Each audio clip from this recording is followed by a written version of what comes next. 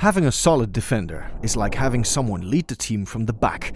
But things are different when they are the greatest of all time. Then they become the backbone of the team and are a major driving force towards greater success. Today we'll be looking at some of the strongest contenders for the title of the best defender of all time. This video is about the best defender of all time, so it's fair to mention Sergio Ramos. He started his professional career at Sevilla in 2004, and that too as a right back. At that time no one knew that he was destined for greatness, and playing at his original position I don't really know if he would have made it this big in football. How big? Well, the real thing began when he was signed by Real Madrid in 2005 for a record €27 million fee and was assigned the number 4 shirt that was previously worn by Fernando Hierro. His first few years were a little shaky, but man did he hold his ground.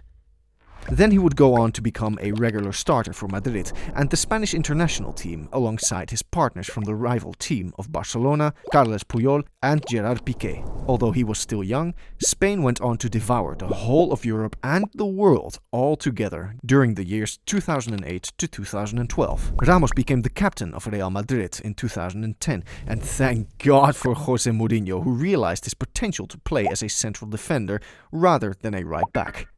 Now, when the time came, he turned into a cold-blooded leader, was supportive of his teammates, and highly aggressive toward the opposition. I mean, honestly, what more could someone ask for? If this wasn't all, the world would name the guy Mr. 92-48. And the meaning behind it, you ask? Remember who scored the equalizing headers against Atletico Madrid not once but twice? It was Sergio Ramos, and the time? 92-48. His stint at Real Madrid would make him the best defender in their history, one of the best overall, and he has set the bar too high for the new generation. The kids want the number 4 because it was worn by the warrior whose blood was filled with Madridismo. He left Madrid in 2021, played for PSG for a total of 2 years, and has now returned to his boyhood club of Sevilla to spend the final years of his career. Now coming to the guy who quoted, "Ramos is my heir," and also named Ramos as the best defender. Yep, he is none other than Paolo Maldini. This is the guy who started his career at Milan and ended it there as well. He was a revolutionary defender, and let me tell you why. He took off in Milan's youth team in 1978, gave solid performances and was promoted to the senior team in 1984. He won his first league title in 1988 and the team was dubbed the Immortals. And not gonna lie, this name goes hard. They got this name because of their star-studded team, which of course had Maldini play at the back. Maldini wasn't just your normal aggressive and senseless defender. Some of his tackles will leave you in awe. Plus, the man knew how to dribble. He was also part of Milan's unbeaten Serie A team of 1992. And do you have any idea how long this unbeaten streak lasted for? It remained unbroken for a total of 58 games, which is still a record. The team was dubbed the Invincibles, and I guess all of this is only suitable for AC Milan of that time. And if we talk about European glory, Maldini is second to none. Why, you ask? Well, here's the thing. He was responsible for sending Milan to the first of the 3 consecutive Champions League finals, and this was just the beginning. He played remarkably for both Milan and Italy. This was justified when he ended up in the top 3 of Ballon d'Or not once but twice, which is not a normal feat if you're a defender. Heck, it's not a normal feat even if one's a striker.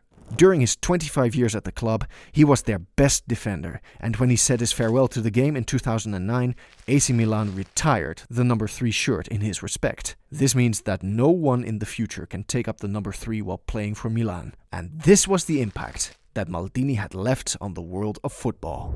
It would be wrong if I didn't mention Baresi right after Maldini. This was a period when AC Milan's defenders were simply unstoppable. Yes, Franco Baresi played alongside Maldini, and this might have given you an idea of the horror other teams had to face when they played against these two. Just like Maldini, Baresi also spent the entirety of his career playing for Milan. But why is he amongst the best defenders? To simply put it, he was the captain for the Immortals.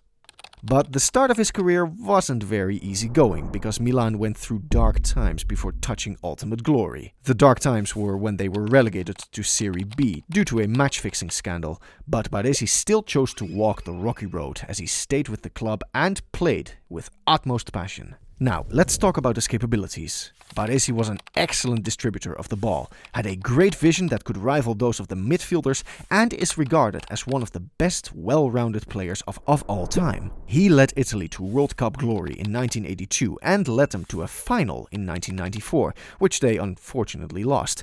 But his impact was so immense that AC Milan gave him the Player of the Century award in 1999.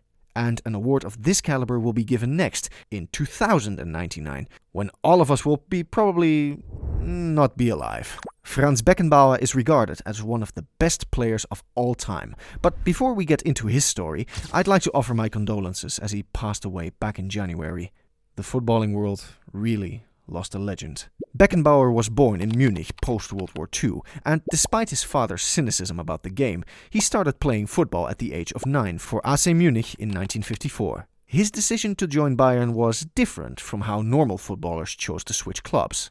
Don't get it? Well, it was his dream to join 1860 Munich when he was a kid. Initially starting as a centre forward, Beckenbauer was playing in an under-14 tournament for AC Munich. His teammates and he knew that AC Munich couldn't carry on for long due to financial issues, and so they wanted to join 1860 Munich. As fate would have it, AC Munich and 1860 Munich met in the final of the tournament, where an unexpected event took place. The pièce de résistance? Beckenbauer got into a physical confrontation with the centre-back of the opposing team, and this made them join Bayern instead of the teams they recently played with. He made his debut for Bayern in a promotional game on June 6, 1964. As a left-winger, and this is where his story of becoming a legend started. Soon after he joined the side, Bayern started to emerge as a force in the new German league. They won many titles from 1964 to 1967, which included the German Cup. Later, he took on the role of captain and led the team to their first league title in 1968. Around this time, he was also experimenting with the libero position in football. He achieved greatness in inventing this new role and became the greatest exponent of the attacking sweeper game. Due to his outstanding performances, he was given the title of Der Kaiser, or the Emperor, by the fans and the media. The story of how he got this name has two versions, and there is a possibility that you might be following the wrong one, so allow me to clear it up for you. The story of Franz Beckenbauer's nickname Der Kaiser has two versions. A popular one is that he earned it during a friendly match in Vienna when he posed next to the bust of Emperor Franz Joseph I.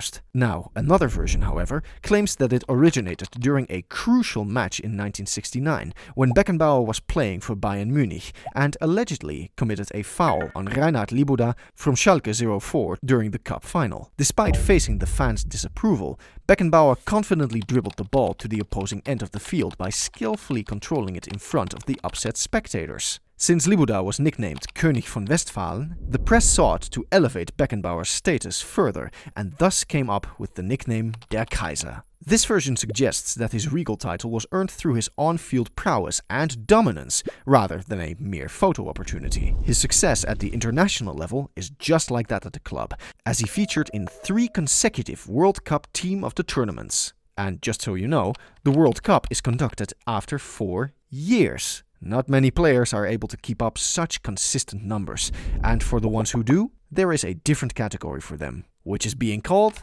the best.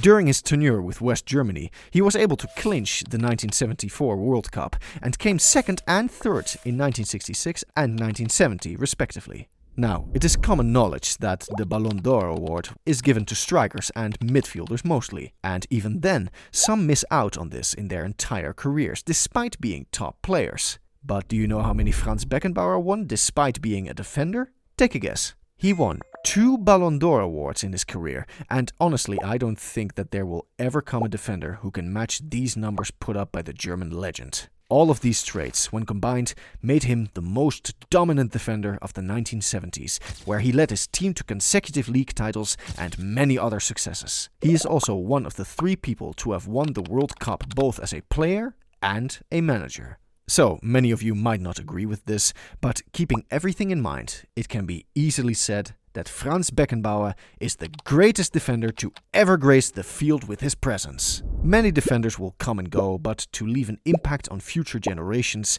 they would need to follow in the footsteps of these legends, who I can say changed the world of football as we know it.